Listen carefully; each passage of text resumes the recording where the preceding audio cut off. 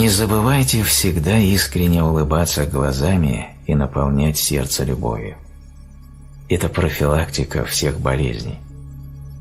Когда вы печальны, сердиты, подавлены, когда вы плачете или нервничаете, ваши органы выделяют яды. Но если вы счастливы и улыбаетесь, они производят целительную жидкость, подобную нектару бессмертия. Вам нужно лишь научиться